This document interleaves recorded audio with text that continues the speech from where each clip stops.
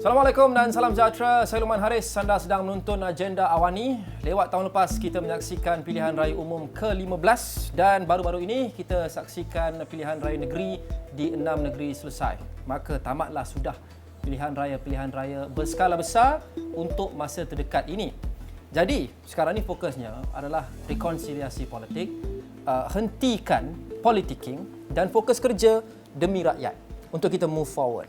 Tapi walaupun mungkin semua pihak boleh setuju dengan rekonsiliasi nasional, mungkin ramai pihak atau mungkin parti-parti berbeza ada sedikit berbeza pendapat berkenaan dengan bagaimana kita mahu kejar rekonsiliasi itu. Itu adalah fokus kami dalam Agenda Awani untuk episod ini, dan bersama dengan saya dalam studio pada hari ini adalah saudara Bastian On, Timbalan Ketua UMNO Bahagian Segamat, dan juga saudara Khairul Nazir, Ketua Penerangan Pemuda PAS. Assalamualaikum kedua-duanya. Assalamualaikum. Terima kasih menyebut kami ke Agenda Awani. Baik, PRN Bastian dan juga Khairul Nazir, banyak perkara yang kita boleh bincangkan, banyak perkara yang kita ingin kupas, dan mungkin bagi setiap parti itu kupasannya adalah berbeza. Saya mahu mula dengan Bastian dahulu. Bagi Bastian dan juga UMNO dan kerajaan PHBN secara keseluruhan, bagaimana Bastian membaca keputusan PRN di ke-6 negeri? Terima kasih Agenda Awani. Pertamanya, sudah tentu UMNO memasuki pilihan raya negeri kali ini dalam keadaan yang cukup berbeza.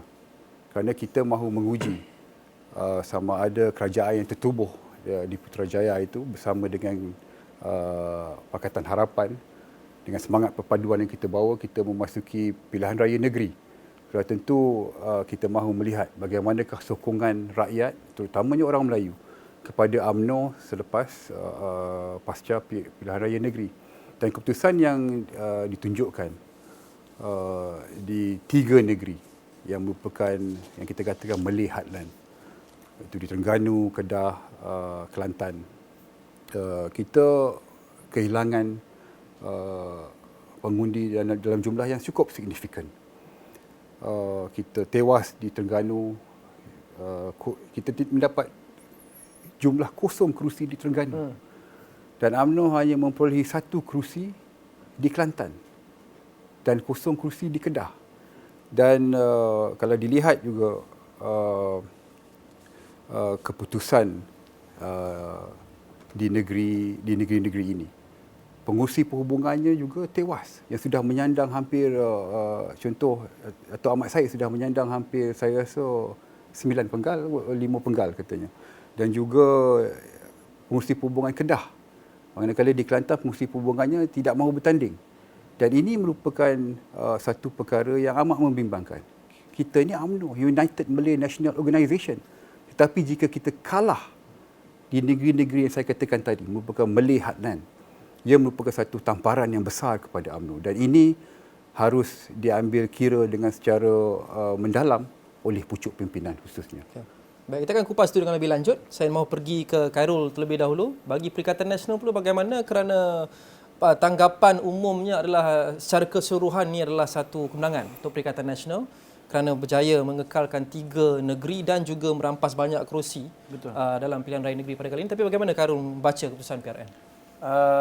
Selaku yang memang terlibat penuh sejak daripada PRU yang lepas masuk pada PRU negeri pula yang ini, kita menyaksikan Perikatan Nasional secara jujurnya memang cemerlang lah, tidak boleh dinafikan.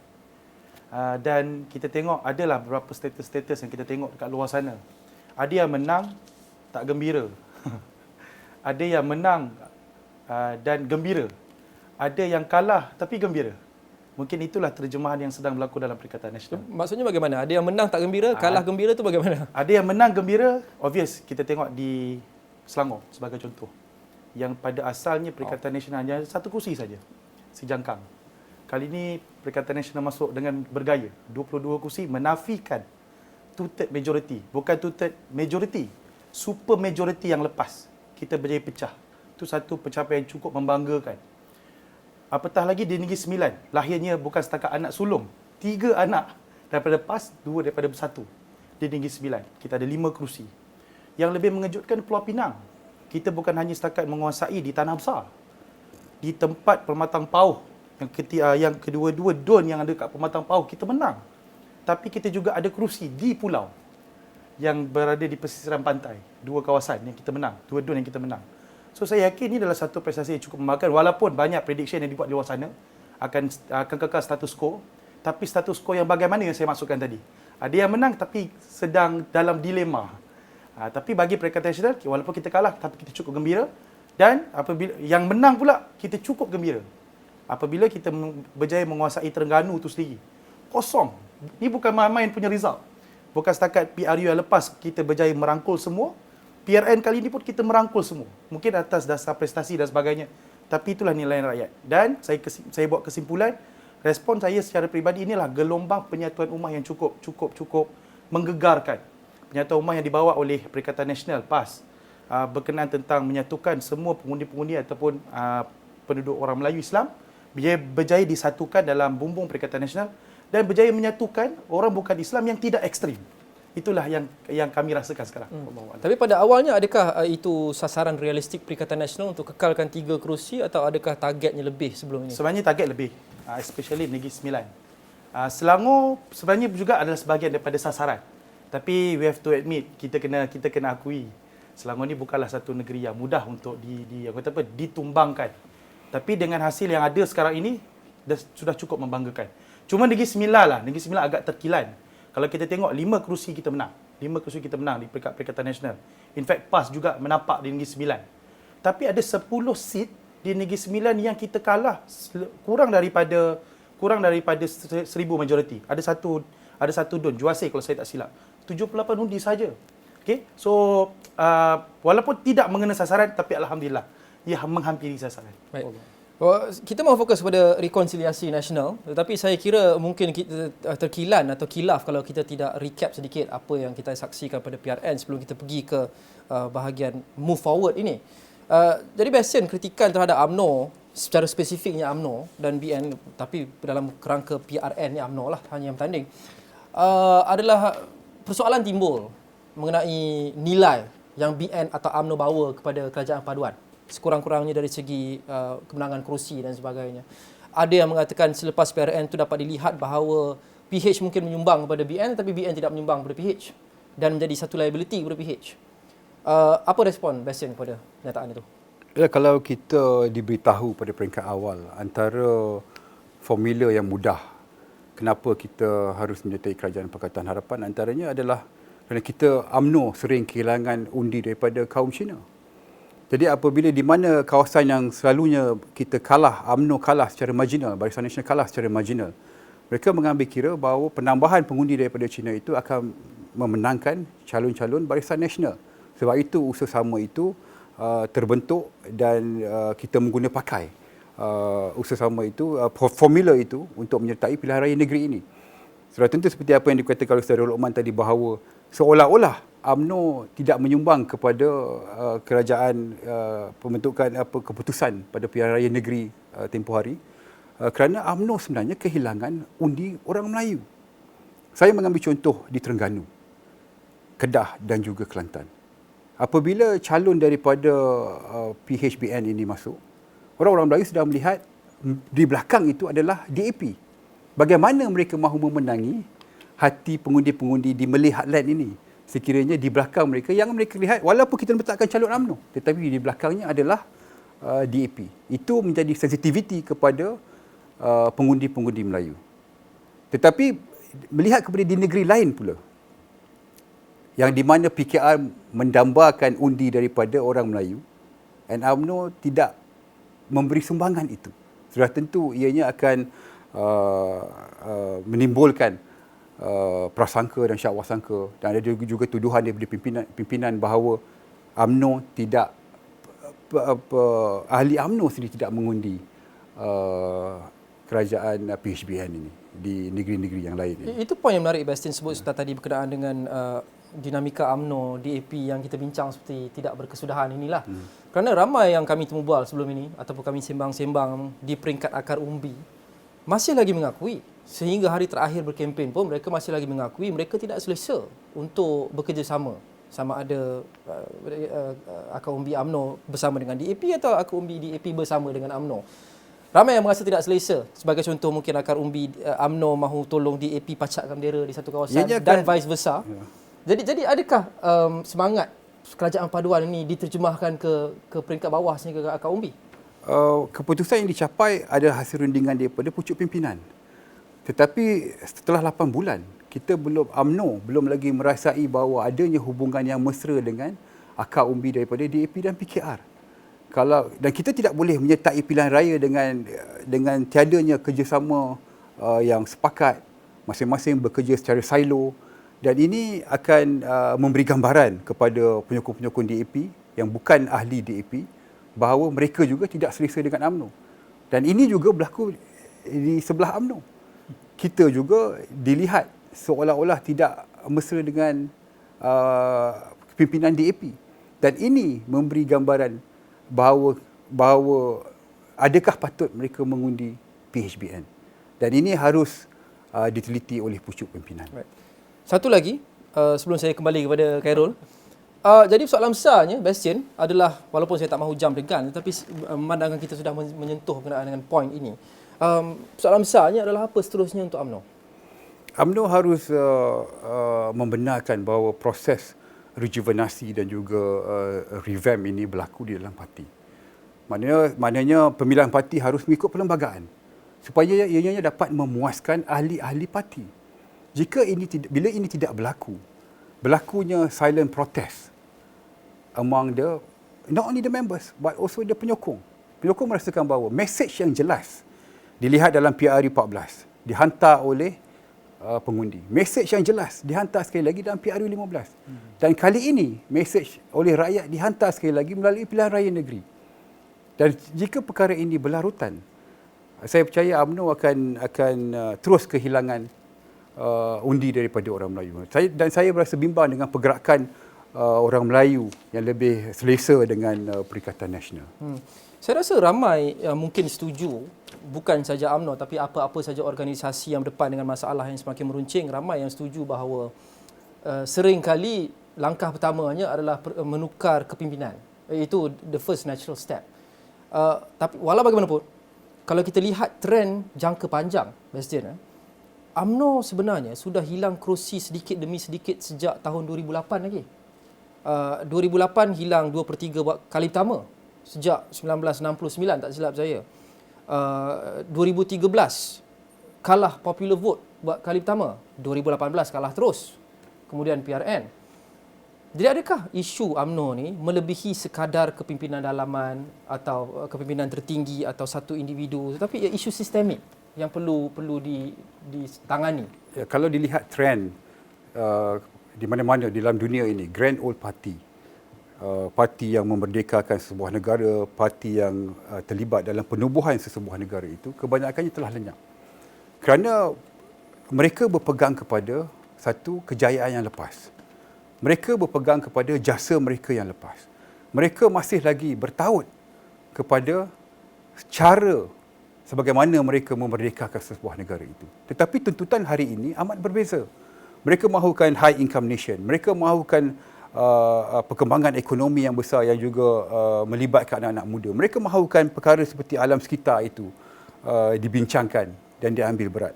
Dan sekiranya mana-mana parti yang tidak beredar mengikut zaman, ianya akan tenggelam. Dan muncullah parti-parti baru. Kalau kita lihat hari ini Perikatan Nasional, mereka sedang menuai hasil daripada usaha mereka kepada pengundi-pengundi baru yang lahir pada awal tahun 2000. Maknanya mereka lahir tahun 2001, 2000, 2003. Sekarang ini mereka merupakan adalah pengundi pertama. Mereka terdedah dengan proses di mana the decline of Grand Old Party UMNO ini. Dan mereka menangkap, imajinasi mereka menangkap bahawa Perikatan Nasional adalah parti yang boleh mereka sokong, yang boleh mereka dampingi, yang boleh memperjuangkan dasar-dasar mereka. Jadi sekiranya trend ini berterusan, UMNO akan kehilangan sokongan daripada akar umbi ini. Kerana mereka akan kekal dengan Perikatan Nasional unless something big happen to Perikatan Nasional. Ada kes yang besar, ada kesilapan yang besar mereka lakukan, dan baru mereka akan mengubah sokongan mereka. Itu lumrah manusia. Mereka tidak akan mengakui bahawa pilihan mereka itu salah, bahawa mereka tidak akan mengatakan bahawa penyertaan mereka untuk menyokong Perikatan Nasional itu adalah satu perkara yang kita boleh pertikaikan. Ini rumrah saya. Dia mengambil masa untuk berubah. Begitu juga UMNO yang telah menikmati sokongan daripada rakyat sejak merdeka sehingga kini. Sekiranya tidak ada sebarang proses rejuvenasi di dalam parti, sekiranya tidak ada usaha untuk mengembalikan keyakinan rakyat terhadap kepimpinan parti, dan saya boleh jangkakan bahawa UMNO juga akan mengalami nasib yang serupa sebagaimana Grand Old Party di negara-negara lain, seperti Indonesia, seperti Golkar, seperti India, Kongres di India, Golkar di Indonesia, dan di seluruh dunia. Untuk Perikatan Nasional pula, sekarang ni saya kira fokusnya bukan sahaja untuk Perikatan Nasional tapi untuk kedua-dua pihak. Seperti yang kita sebut dari awal tadi, adalah rekonsiliasi nasional. Politik kita sejak kebelakangan ini sangat toksik, sangat divisif, sangat memecah belahkan. Dan saya kira bukan Malaysia saja, banyak negara pun begitu. Jadi kita sudah pun selesai pilihan raya berskala besar yang terakhir untuk satu tempoh masa lah. Saya kira berskala besar sedikit pun yang terdekat adalah PRN Sabah yang perlu diadakan tahun depan, tak silap saya, tapi itu jauh lagi. Jadi kita ada tempoh masa untuk berehat sikit, untuk bertenang, untuk aman, dan fokus kerja kepada rakyat, kita hentikan politicking. Betul. Jadi bagi Perikatan Nasional yang walaupun mencatatkan prestasi yang sangat kuat pada PRU15, pada PRN, tapi masih lagi kekal pembangkang, apa pendekatan PN untuk mengejar rekonsiliasi nasional ini dengan efektif dan juga berpanjangan setidak-tidaknya sehingga PRU16 lah. Baik.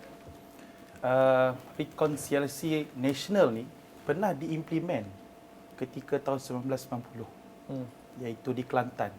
Saya yakin pucuk pimpinan parti telah mentarbiah kami-kami, sama ada our middle management ataupun akak umbi di bawah sana, tentang bagaimana kita boleh sentiasa move forward. Sebab kita ada sejarah Kelantan sebagai contoh. Kita kena ingat, having said, ketika itu, bila Tuan Guru Datuk Seri Tan Sri Ni Abdul Aziz menjadi Menteri Besar buat kali pertama, apa yang kita dengar daripada parti pemerintah ketika itu? UMNO mengatakan Kelantan ni 3-4 bulan habis lah. Tak boleh hidup lah. Kenapa? Sebab sekatan disekat. Sekatan peruntukan. Bukan kita tak tahu, contohnya macam masalah air. Pada tahun 1990 telah diluluskan satu peruntukan yang besar untuk mengubah paip, buat loji dan sebagainya. Ketika Kelantan menukar pentadbiran kerajaan, on the spot, habis semua peruntukan. Tapi Kelantan terbina 30 tahun. Itulah rekonsal yang dibuat oleh Kelantan. Dan saya yakin itulah tarbiyah yang ada dalam PAS. Kita akan terus bergerak ke depan. Dan dalam tempoh bergerak ke depan tu, perjuangan untuk memartabatkan konsep federalism dan juga state. Konsep kerjasama antara kerajaan persekutuan dan juga kerajaan negeri terus berlaku dengan baik. Walaupun adalah kegairahan dalam membina semangat ini, walaupun dinafikan, tapi dengan semangat itulah yang menyebabkan Kelantan sampai hari ini boleh bertahan. Malah menuai hasil apabila tinggal dua kerusi di Kelantan saja yang kalah. Dan itulah tarbiyahnya. Dan saya yakin desakan-desakan untuk menyekat peruntukan, dan ia pun telah dibuat pun di pihak pembangkang ketika 74 kerusi ataupun 74 kawasan parlimen yang dinafikan hak. Tapi sampai sekarang mereka-mereka yang duduk dalam parlimen yang dinafikan hak untuk dapat peruntukan 3.8 juta yang sepatutnya semua ahli parlimen dapat, tapi pihak pembangkang tak dapat. Bertahan sampai sekarang. Tapi pengkritik mengatakan bahawa Perikatan Nasional juga pernah berada dalam kerajaan dan pada ketika itu perkara ini tidak berjaya diubah juga. Okey, so jadi adakah kerajaan Madani akan meneruskan juga benda yang sama? Itu persoalan dia. So adakah kita nak reconcile ataupun tidak? Tapi poin dia, saya yakin PAS dan juga Perikatan Nasional sedang melalui satu lagi level tarbiyah, satu level ketahanan, satu level adversity yang akan berlaku. Meneruskan pentadbiran kerajaan negeri Kedah, Terengganu yang akan saya yakin akan terus mendapat desakan tekanan daripada kerajaan persekutuan. So saya kira Perikatan Nasional akan terus memperjuangkan semangat antara kerajaan negeri dan juga kerajaan persekutuan yang telah termaktub pun dalam perlembagaan. Apa juga peruntukan, contohnya isu-isu yang besar, air, jalan raya, perlu diperjuangkan oleh kerajaan persekutuan walaupun disekat. Tapi kita tengok apa yang berlaku selepas daripada semalam. Bila diumumkan beberapa kursi yang kalah di peringkat PH dan juga BN lah. Kita dengar daripada orang-orang, bukan orang-orang biasa, orang-orang yang duduk kat tampuk pimpinan. Katanya, okey, lepas ni kita tak payahlah letak peruntukan apa-apa pun dekat kerajaan negeri Terengganu. Bacalah. Inilah kenyataan-kenyataan yang ada. Ada. Okey. Dan mereka ni memegang tampuk pimpinan di peringkat PKR dan sebagainya. Sebab tengoklah kerajaan negeri Terengganu, rakyatnya selesa dengan kemiskinan. Tak apa, biarkan terus mereka miskin. Ada. Adakah Basim merasakan bahawa kenyataan-kenyataan itu mewakili kerajaan paduan secara keseluruhannya? Tidak. Saya belum dengar lagi, tetapi jika adanya kenyataan yang tajam seperti itu, ianya cukup membimbangkan. Betul. Kerana pilihan raya merupakan satu proses demokrasi. Betul. Dan mana-mana pimpinan harus melihat bahawa apa yang dibuat, keputusan yang dibuat oleh rakyat itu merupakan satu yang mereka harus terima dengan hati yang terbuka. Dan tamatnya tempoh pilihan raya, mereka sepatutnya berusaha untuk move forward untuk mentadbir kerajaan negeri, untuk terus mentadbir kerajaan pusat. Saya kira untuk berlaku adil, suara-suara dari mana-mana pihak, mana-mana parti ni, kalau suara perseorangan atau tak ramai orang, selamat untuk kita mengatakan ia tidak mewakili sama ada kerajaan maupun Perikatan Nasional secara keseluruhannya. Kerana kita lihat dalam berkempen juga banyak kenyataan-kenyataan pedas dikeluarkan sama ada pimpinan UMNO, PKR, DAP, PAS juga ada yang mengatakan undi ini kafir dan sebagainya, tapi tidak mewakili keseluruhan. Jadi balik kepada rekonsiliasi nasional ini. Pada Perikatan Nasional seperti yang Khairul sebut sebentar tadi, first step yang bagus adalah samakan peruntukan untuk semua. Itu adalah first step yang bagus. Apa yang perlu Perikatan Nasional pula buat selaku pembangkang? Kerana kita tak boleh nafikan sebelum PRN diadakan pun banyak bisik-bisik yang mengatakan bahawa ada lagi gerakan untuk menjatuhkan kerajaan. Ada lagi movement untuk menarik mungkin MP UMNO dan sebagainya untuk jatuhkan kerajaan lagi sekali. Pertama sekali, adakah ini betul? Dan keduanya, ini juga bercanggah dengan semangat untuk kita reconcile secara nasional dan henti politicking? Baik, bagi pandangan saya yang mungkin tidak mewakili kenyataan rasmi parti. Sekarang ni Perikatan Nasional tidak terbeban apa-apa. Selain daripada isu yang saya sebut tadi lah, tentang peruntukan dan sebagainya, semangat federalism dan sebagainya. Tapi berkenaan tentang khusus pada cerita tukar kerajaan sebagainya, Perikatan Nasional tidak terbeban apa-apa sebenarnya. 74 yang ada kat parlimen tu, 74 tu je lah yang ada tu. Maksudnya tidak ada gerakan untuk cuba merampas tampuk gerakan pimpinan? Ataupun sebagainya, saya tak sure. Tapi 74 ahli parlimen yang ada dekat dalam Perikatan Nasional di dalam Dewan Rakyat, itulah yang akan kekal. 74. Cuma beban ni sekarang ni adalah terhadap bagaimana gabungan dan juga coalition antara PH dan BN tu boleh dikekalkan. Saudara Presiden tadi ada sebut tentang apa keputusan pucuk pimpinan apabila melihat suasana begini.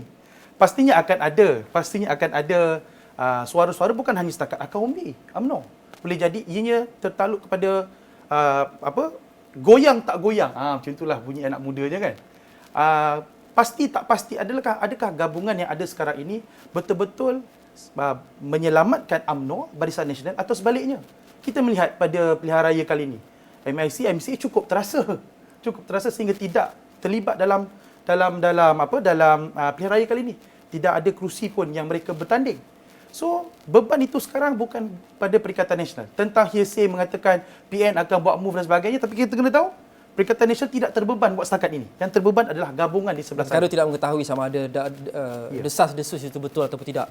Tapi setidak-tidaknya selaku Ketua Penerangan Pemuda PAS, adakah Khairul merasakan patut atau tidak ada gerakan sebegitu?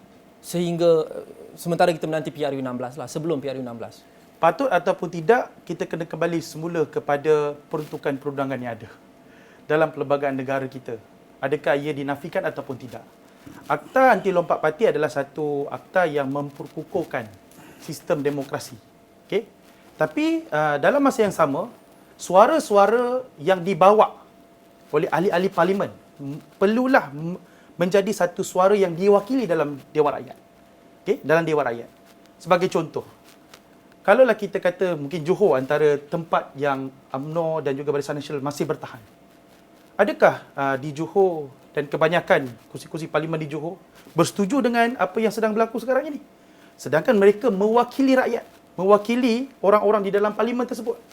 Adakah mereka bersetuju ataupun mereka menganggap undi mereka kepada Barisan Nasional adalah satu pengkhianatan? Tapi pengkhianatan itu mungkin tidak berlaku di kalangan ahli parlimen. Ia berlaku di kalangan pucuk pimpinan atasan. Maka waktu tu kita kena pertimbangkan. Yang akhirnya kita kena balik semula kepada semangat perlembagaan negara itu sendiri. Okey, sama ada membenarkan ataupun tidak, mestilah mengikut saluran peruntukan undang-undang yang ada. Itu jawapan saya. Daripada jawapan itu, saya dapat garap adalah Khairul tidak rule out lah perkara itu berlaku. Saya nak clarify kerana nanti kata kita spin pula. Jadi saya nak clarify betul. Itu pemahaman saya. Benda tu Bagi saya bersetuju ataupun tidak akhirnya akan kembali semula pada peruntukan perlembagaan. Tapi yang paling saya tekankan adalah apa juga yang berlaku. Perikatan Nasional perlu menjadi pembangkang yang kuat. ya. Perlu menjadi satu pembangkang yang boleh menjadi semak imbang yang kuat. Contohnya seperti isu-isu berkenaan tentang subsidi yang akan ditarik, isu-isu penyelesaian gaji penjawat awam, pelaburan-pelaburan. Itulah tugas Perikatan Nasional. Buat sekarang ini mereka perlu menjadi pembangkang yang baik tanpa hanya memikirkan tentang nak tukar kerajaan ataupun tidak. Baik.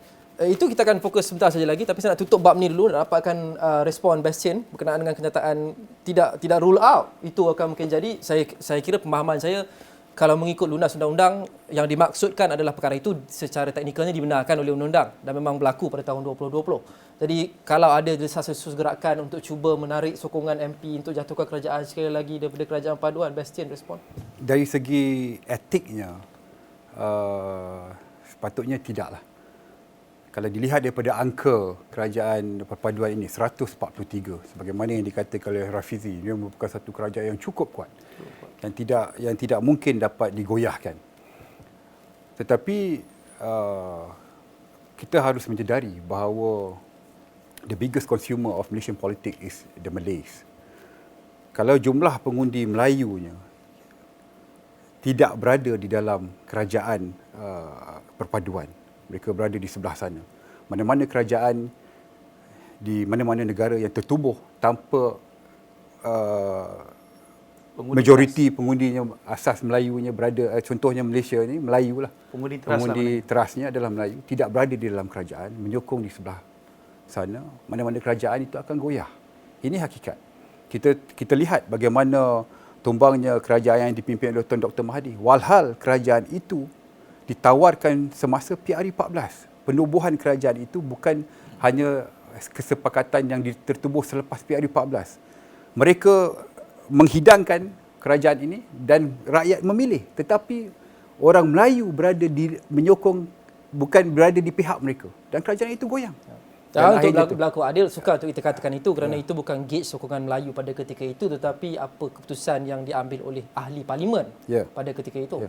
Tetapi ahli parlimen mendapat tekanan daripada rakyat. Betul. Mereka menerima pandangan, mereka menerima tekanan daripada rakyat. Dan mereka tidak tahan, dan akhirnya mereka mengambil keputusan untuk keluar daripada kerajaan itu. Sebab itu saya katakan tadi, ia bergantung kepada bagaimana orang Melayu akan bergerak selepas ini. Dan mana-mana kerajaan yang tidak mendapat sokongan daripada trust pengundinya di sebuah negara, mereka akan merasa tekanan itu sentiasa hadir di belakang mereka.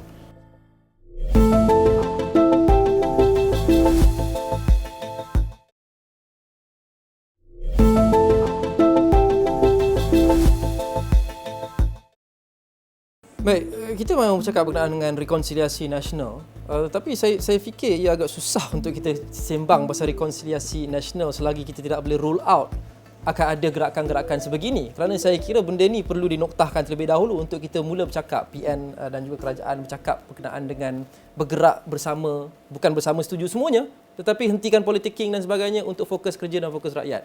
Jadi saya rasa ada sedikit paradoks di situ, Nazir. Jadi selagi kita tidak boleh menoktahkan perkara itu, sukar untuk kita bincangkan rekonsiliasi nasional. Adakah Nazir setuju? Saya setuju. 100% saya setuju. Sebab kerajaan perlu bergerak dengan kukuh tanpa dinafikan. Okay? Tapi adakah parti gabungan yang ada sekarang ini bersetuju? Saya masih lagi menetapkan ulangan saya tadi. Perikatan Nasional tidak terbeban. Tidak terbeban. Yang terbeban sekarang adalah kerajaan perpaduan itu sendiri. Sebagai contoh, Tuan Luqman, kita tengok pengundi awal, pengundi pos. Itu adalah pengundi-pengundi daripada penjawat awam. Kami mendapat maklumat, mungkin maklumat saya mungkin tak benar, tapi 70% tidak bersama dengan frontliners, mereka yang tinggal di luar negara dan sebagainya. Itu ni bukan undi satu- pos. Undi pos. Ya. Undi pos Undi pos, undi ya. awal. Ha. Sebagai contoh. Undi awal ya. Okey. So itu adalah satu signal. Again, saya sangat bersetuju apa yang disebut oleh Bestin tadi. Mereka ini adalah kumpulan yang mewakili rakyat. Tapi kalau mendapat tekanan daripada rakyat, duduk kat kawasan pun tak senang. Nak balik kawasan pun malu. Sebab tekanan. Tekanan-tekanan inilah yang menyebabkan, sekali lagi saya kata, saya sangat bersetuju. Tidak perlunya adanya pergerakan ataupun gerakan menukar kerajaan dan sebagainya. Tapi di peringkat-peringkat international, clear. Kita akan terus bergerak dan kita biasa bergerak tanpa peruntukan, especially dalam PAS, itulah tarbiyahnya. Tapi adakah PHBN bersedia untuk terus kekal begitu? So mungkin kena ada satu forum dengan PHBN pula lah. Ya, itu Sebagai mungkin contoh. kita akan kena ada satu forum dengan Betul. PHBN. Tapi saya mau kembali kepada rekonsiliasi nasional ni. Saya sudah tanya kepada Khairul sebentar tadi, saya mau kembali ke Bastian boleh soalan yang sama. Jadi itu bagi Perikatan Nasional. Katanya first step yang bagus adalah menyamakan peruntukan pembangkangan kerajaan. Saya rasa adil point itu. Jadi bagi Bastian pula selaku kerajaan paduan, Okey. apa cara terbaik untuk capai rekonsiliasi nasional? Apabila kita bercakap soal rekonsiliasi ni, ianya terdapat dua rekonsiliasi yang harus kita lihat. Pertama, rekonsiliasi antara kerajaan negeri dan kerajaan persekutuan. Kedua, rekonsiliasi di antara rakyat yang sudah berpecah ini. Kita lihat dengan jelas pengundi-pengundi Cina menyokong kerajaan Pakatan Harapan. Dan kita melihat juga dengan jelas kebanyakan pengundi-pengundi Melayu dan Islam lebih memihak kepada Perikatan Nasional. Sekiranya dua perkara ini, tadi kita dah cakap bagaimana kerajaan pusat hendak membantu kerajaan persekutuan, bagaimana kerjasama dapat dibuat bagi membangunkan sesebuah negeri, di mana dua kerajaan pusat dan kerajaan negeri dapat bergerak seiring untuk memastikan sesebuah agenda itu dapat dilaksanakan dan juga rakyat dapat dijaga. Tetapi rekonsiliasi yang lebih penting, kita dengar bahawa adanya political fatigue di kalangan rakyat. Tetapi politik ini amat rapat dengan rakyat. Ianya melibatkan soal harian mereka. Apa yang mereka nak makan hari ini? Apa yang akan diajar di sekolah? Sama ada apakah kemudahan yang ada di rumah mereka? Sama ada air ada, jalan-jalan dapat ditak. Ini semua melibatkan kuasa politik kerana negara ini adalah negara demokrasi. Yang memutuskan semua perkara ini adalah ahli politik. Bagaimana pula rekonsiliasi antara rakyat itu yang lebih penting. Itu tadi ia berbalik kepada titik sama ada kerajaan unity ini akan kekal, dapat dikekalkan sekiranya rakyat tidak dapat direkonsiliasikan kerana mereka akan berterusan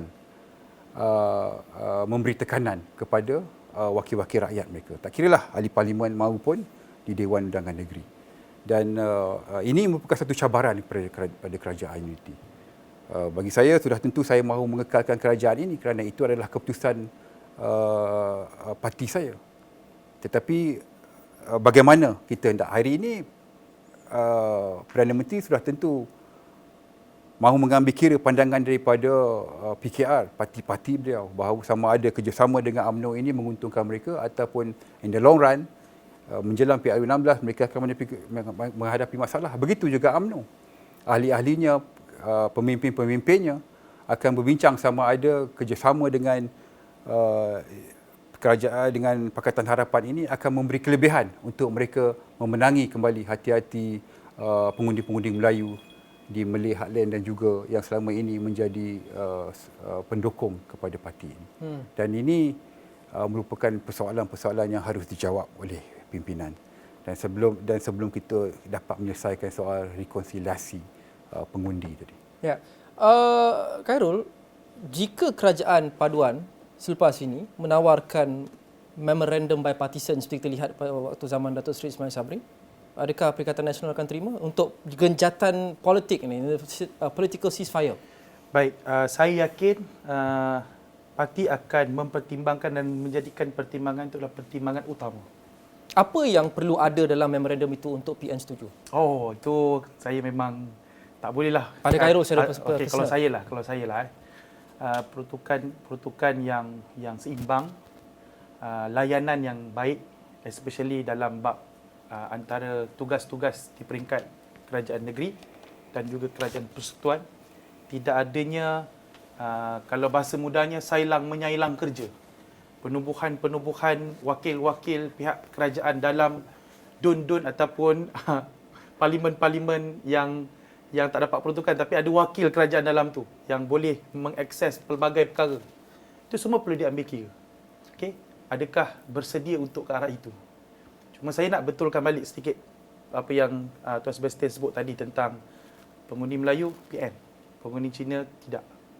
Saya nampak pengundi bukan Melayu pelan-pelan nampak apa yang nak dibawa dalam visi Perikatan Nasional. Sebagai contoh, kita tengok prestasi MPMB dalam pilihan raya kali ini.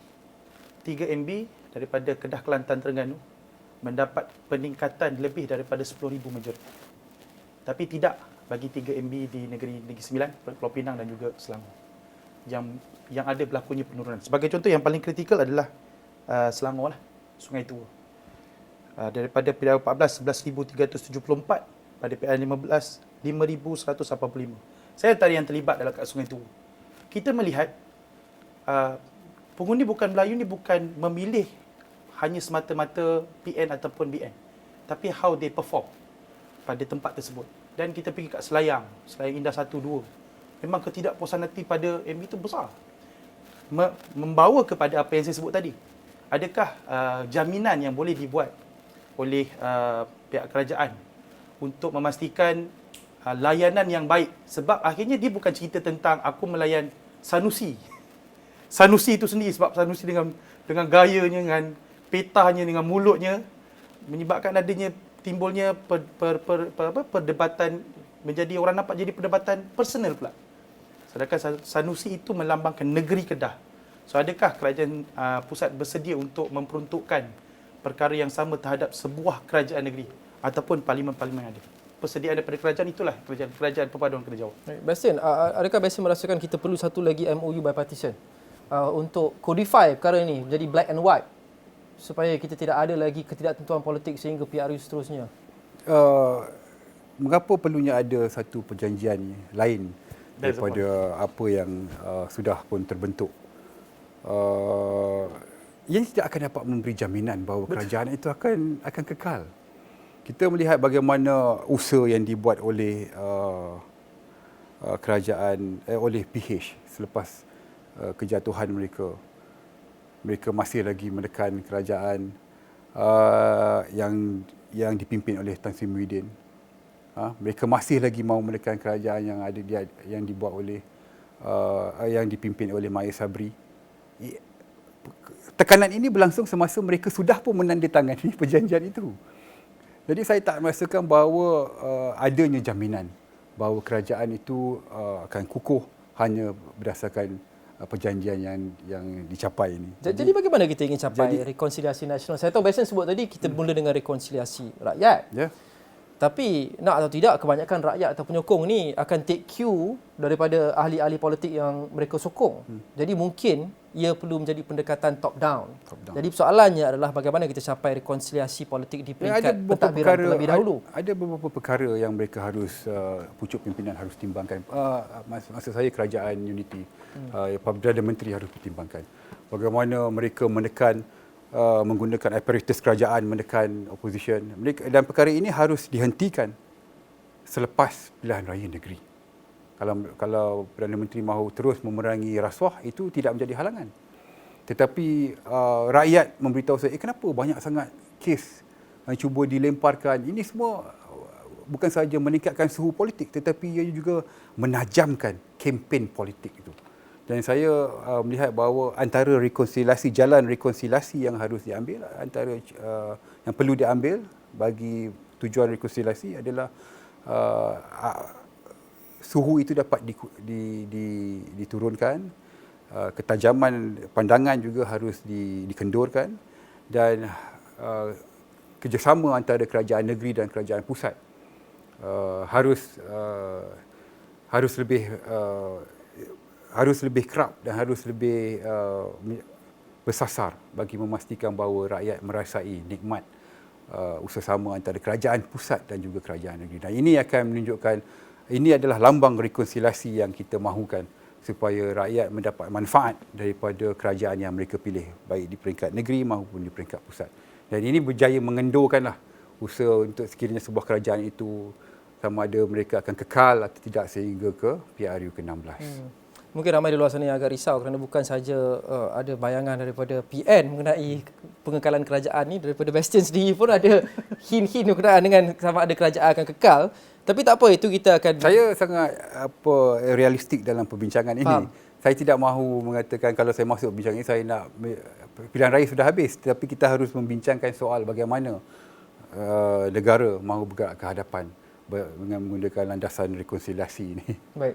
Bercakap mengenai dengan bergerak ke hadapan, sudah tentu PHBN sudah mahu juga reconcile rakyat, menyokong mereka, PN juga begitu. Betul. Tapi kita tidak dapat nafikan, Khairul, walaupun mungkin ada pemimpin PN yang nafikan, tetapi sekurang-kurangnya persepsinya adalah PN ini sekarang ini appeal kepada golongan Melayu secara majoritinya lah. The main appeal adalah orang Melayu. Dan kita mengandaikan jika Perikatan Nasional mahu kembali menjadi kerajaan selepas ini, sudah tentu itu adalah matlamat agungnya, matlamat agung semua perkabungan pun. Tapi untuk PRU 16 sebagai contoh, kita perlu dapat lebih daripada pengundi Melayu. Betul. Walaupun itu adalah majoritinya, itulah pengundi terasnya. Betul. Jadi bergerak ke hadapan selepas PRN ini, khasnya bila kita suhu politik dah reda sedikit, kita boleh fokus kerja, kita boleh fokus kepada menunjukkan pencapaian kita, kebolehan kita. Apa perancangan Perikatan Nasional untuk appeal kepada golongan bukan Melayu? Baik, kalau ikut perancangan, saya yakin perancangan yang ada sekarang pun telah bergerak sekarang ini. Sebagai contoh, saya boleh spesifik pada PAS lah. PAS kita ada Dewan Himpunan Dewan Himpunan Penyokong PAS yang tidak terdiri daripada orang Melayu, orang Cina dan juga orang India. Dekat situ untuk pengetahuan semua sepanjang daripada PRU 16 selepas pasca PRU 15 sampai ke PRN ni kita dah buat hampir 10 dialog bersama dengan Denan Muslim.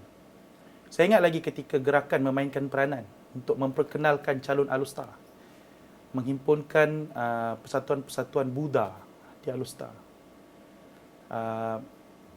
MP Alustar berucap berkenaan tentang hala tuju Perikatan Nasional. Kita bawa apakah tasawur Islam daripada konsep perlembagaan ataupun konsep pemerintahan. Mereka boleh terima. Kita buat majlis-majlis dialog bersama dengan Denan Muslim. Kita bongkarkan, kita cerita dalam PAS, dalam Perikatan Nasional apa yang kita buat dan apa jangkaan yang kita akan buat bagi memupuk perpaduan dan sebagainya. Kita buka. Kita memang mulakan lama dah. Pasti sebagai contoh, anak-anak pasti setiap kali adanya Tahun Baru Cina ataupun perayaan-perayaan daripada kaum India, kita ada satu sesi tu, ada anak pasti ni kena keluar, pergi jumpa dengan jiran-jiran sebab kebanyakan penerima pasti ni dekat kawasan perumahan. Approach, tanya khabar, seronok, bagi ampau dan sebagainya. Ia telah dimulakan. Okey, tapi di mana matinya naratif ini? Apabila kita sentiasa diserang oleh sebuah parti yang boleh saya katakan chauvinis, yang sentiasa memomokkan ketakutan-ketakutan yang diusahakan oleh PAS Perikatan Nasional Bersatu dan Gerakan untuk menjauhi Perikatan Nasional. Itu masalah tu. Saya kira dalam politik itu dilakukan oleh semua lah. Walaupun Betul. mungkin tak betul, tapi untuk berlaku adil, parti komponen dalam Perikatan Nasional pun ada melakukan sedemikian pada pihak lawan juga. Baik, maka saya yakin Perikatan Nasional akan terus bergerak untuk memastikan dialog-dialog ini diperkukuhkan. Kita tampilkan calon-calon ataupun pemimpin-pemimpin yang kredibel. Bukan hanya dilihat sebagai seorang agamawan semata-mata. Penuh dengan teknokrat. Kalau kita boleh tengok PRN yang lepas, berapa ramai doktor, profesor yang bertanding mewakili Perikatan Nasional. Dalam masa yang sama, kita kena akui, sekarang ini pengundi-pengundi yang bukan Islam ataupun Cina, India ni, more prefer to DAP. Tanpa kita menafikan. Melihat kepada hasil pilihan raya negeri baru-baru ni, DAP begitu cemerlang. Hanya kalah 1-2 kursi saja, 97.5% kemenangan mereka. Kan?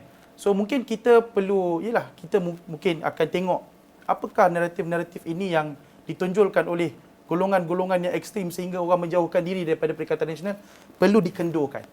Maka kekuatan-kekuatan media dan sebagainya, insya-Allah kita akan cuba bawa. Jadi itulah keyakinan Perikatan Nasional. Baik Bastian, dalam 10 minit terakhir ini kita nak fokus pada what's ahead juga Perikatan Nasional, tapi saya mula dengan Bastian terlebih dahulu. KJ baru ni ada sebut bahawa beliau tidak pasti sama ada UMNO boleh comeback sampai bila-bila. Bukan saja sekarang dengan kepimpinan sekarang untuk mendapat semula sokongan orang Melayu dan kepercayaan orang Melayu. Adakah Bastian setuju? Kenapa atau kenapa tidak? Saya itu bukan satu kemungkinan yang bahawa UMNO akan terus lenyap. Tetapi di saat ini UMNO masih berkesempatan untuk melakukan comeback. Kerana UMNO mempunyai sebuah parti yang mempunyai infra yang cukup besar. Sebuah parti yang telah lama berjasa kepada negara dan kita tahu bagaimana apa yang hendak kita lakukan bagi memacu ekonomi negara untuk membina negara. Cuma apa yang diperlukan oleh parti UMNO pada ketika ini adalah bagaimana hendak mengembalikan keyakinan daripada orang-orang Melayu untuk menjadi sebuah parti yang mewakili mereka. Kalau kita lihat bahawa rata-rata orang-orang Melayu merasakan bahawa mereka mahukan parti melakukan satu pembaharuan, rejuvenasi dari segi kepimpinan. Ini akan mampu mengembalikan sokongan orang Melayu kepada UMNO dan mampu menyelamatkan UMNO. Saya tidak percaya bahawa UMNO akan kembali menaruhi kerajaan dalam PRU ke-16, tetapi ia sudah tentu ia mengambil masa sebagaimana UMNO mengalami penurunan sokongan daripada 2008. Daripada zaman Datuk Najib pun 56, lepas tu kita hanya dapat 26, dan dalam PRU negeri ini kita menghadapi satu keputusan yang buruk. Tetapi ianya satu proses yang kita lalui secara gradually. Dan sudah tentu untuk kita kembali sebagai sebuah parti yang menjadi pilihan orang Melayu, ianya juga mengambil masa. Dan saya percaya bahawa kepimpinan UMNO harus diperbaharui. Kepimpinan UMNO harus membariskan orang-orang muda supaya kita dapat memacu parti ini mengikut masa, mengikut kohort masa yang diberikan. Dan ini memerlukan kepimpinan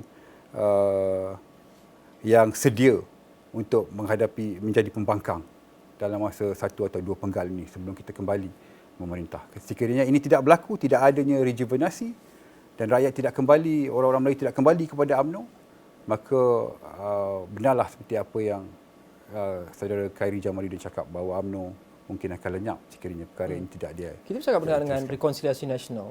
Tapi bagaimana dengan rekonsiliasi dalam kerajaan sendiri? Bastian sudah menyebut atau membayangkan sebentar tadi bahawa ada beberapa perkara yang perlu ditambah baik dalam kalangan parti komponen dalam kerajaan sendiri untuk memantapkan lagi solidariti. Kerajaan perpaduan yang ditubuh hari ini adalah tertubuh daripada kerajaan yang PH yang hanya mendapat 14% sokongan orang Melayu, dan UMNO yang kehilangan, Barisan Malaysia yang kehilangan sokongan orang Melayu. Seperti yang saya katakan tadi, demographic of this country is all about the Malays. Jika kamu tidak berjaya mendapat sokongan daripada orang Melayu, mana kerajaan kerajaan tertubuh ini akan goyah. Jadi untuk Perdana Menteri, Perdana Menteri harus melihat bagaimana UMNO yang bagaimana beliau mahu adakan kerjasama. Adakah UMNO yang kehilangan sokongan daripada orang Melayu ataupun UMNO yang berjaya menarik sokongan orang Melayu? Kerana itu adalah the shortcoming of this government. Kerajaan PH dan UMNO ini kekurangan sokongan orang Melayu dan Perdana Menteri mengharapkan UMNO untuk membawa sokongan orang Melayu kepada kerajaan ini. Dan adakah ini berlaku? Kita sudah lihat di dalam pilihan raya negeri. Tapi Bastian merasakan UMNO masih boleh membawa value kepada kerajaan? UMNO masih boleh membawa value sekiranya adanya perubahan rejuvenasi kepimpinan dalam UMNO. Dan saya tidak menolak untuk terus bekerjasama dengan kerajaan PH sekiranya UMNO hari ini adalah UMNO yang mendapat sokongan daripada orang Melayu. Baik. Akhir sekali, Khairul, rekonsiliasi nasional, kita fokus buat kerja, kita fokus pada rakyat dan kita hentikan politicking dalam kes Perikatan Nasional menjadi pembangkang yang berwibawa di kebanyakan negeri, di peringkat persekutuan, kecuali beberapa negeri yang Perikatan Nasional menang. Jadi apa ke depan untuk Perikatan Nasional untuk capai semua matlamat ini? Buat kerja, jadi pembangkang yang berwibawa, tidak mencetuskan atau sekurang-kurangnya membangkit lagi sebarang ketidakstabilan politik? saya yakin sidang parlimen pun akan berlaku dalam sekitar 2-3 bulan lagi. Yep. Saya juga antara yang terlibat sedikit bagaimana perbincangan yang akan diutarakan dalam parlimen. Banyak perkara yang telah kita teliti, especially bila kita berdebat ataupun berbahas berkenaan tentang ekonomi madani. Bagaimana implementasi pihak kerajaan dalam usaha mereka untuk mengukuhkan fiskal negara. Sebagai contoh, subsidi. Bukan kita tidak bersetuju, tapi apa mekanismenya. Mekanisme itu menjadi satu persoalan. Pengurangan subsidi untuk elektrik, minyak dan sebagainya. Adakah ia selaras dengan janji-janji yang telah diperkenalkan bertahun-tahun kepada rakyat, yang akhirnya hari ini bila menjadi kerajaan ia tidak dilaksanakan? Itulah yang akan difokuskan. Yang akhirnya menemu satu jalan, okey, inilah yang terbaik untuk ekonomi negara. Pertama. Kedua, saya yakin Kedah sebagai contoh utama bagi moving forward yang cukup besar. Apabila kalau kita dengar, mungkin yang sensasi itu adalah peperangan politik. Tapi kalau yang kita meneliti secara mendalam, bagaimana Yang Amat Berhormat Datuk Seri Sanusi mahu menjadikan Kedah ni sebagai the Greater Kedah. Antara fokus utama adalah pembangunan KXP. Okey. Nak pastikan ekonomi bertumpu boleh masuk dalam negeri Kedah dengan baik. Perubahan yang berlaku dalam pelantikan MB Kelantan dan TMB Kelantan yang mungkin selama ini didambakan oleh rakyat, tapi bagi kami dalam PAS tentang melantik jawatan ni bukanlah satu benda yang payah pun, sebab pemimpin ni bersilih ganti. Itu juga adalah satu bayangan kepada rakyat Perikatan Nasional akan moving forward yang sangat-sangat dahsyat dan hebat. Sebab kata Datuk Seri Syahidan lah kan. Sebab itulah yang perlu ada bagi sebuah kerajaan ataupun pembangkang ataupun pemimpin. Mereka tahu apa yang perlu dibuat selepas daripada polemik-polemik yang begitu tajam. Dan saya yakin, saya pasti semalam pun Yang Amat Berhormat Datuk Seri Sanusi pun telah menyatakan sebelum beliau mengangkat sumpah pada hari ini, semalam dengan rasa dan juga jiwa terbuka, minta maaf dan sebagainya. Itu saya rasa itu adalah satu gambaran tentang apa yang berlaku di peringkat persekutuan tu. Saya masih lagi menetapkan Perikatan Nasional tidak terbeban. Maka kita nak tengok apakah yang akan berlaku pada PHBN demi mengukuhkan rekonsiliasi negara ini untuk maju ke depan. Baik. Akhir sekali, Bastian, bagi Kerajaan Paduan, apa perancangan untuk sekurang-kurangnya baki penggal ini kalau penuh untuk invite pembangkang into the fold untuk rekonsiliasi dan bekerja untuk rakyat sama ada di peringkat persekutuan maupun di peringkat negeri? Saya menaruh harapan yang tinggi agar kerajaan yang ada pada hari ini dapat, baik di kerajaan pusat maupun di kerajaan negeri, dapat menghentikan politicking supaya penumpuan dapat diberikan kepada rakyat. Rakyat sudah pun memilih dan hari ini kita harus kembali untuk memikirkan bagaimana untuk membina negara ini semula dan juga memastikan bahawa apa yang dijanjikan kepada rakyat dapat dilaksanakan. Ini memerlukan usaha-sama daripada kerajaan negeri dan juga kerajaan pusat. Saya mengambil contoh di Johor. Kami sebagai sebuah kerajaan yang kukuh, sebagai sebuah kerajaan Barisan Nasional yang cukup kukuh 2/3, kita mahu bahawa janji-janji kita kepada rakyat dapat dilaksanakan dan ini memerlukan kerjasama daripada kerajaan pusat. Begitu juga di negeri-negeri lain, kerana buat masa ini kita mahu rakyat berehat seketika daripada politik dan meneruskan kembali dengan kehidupan harian mereka.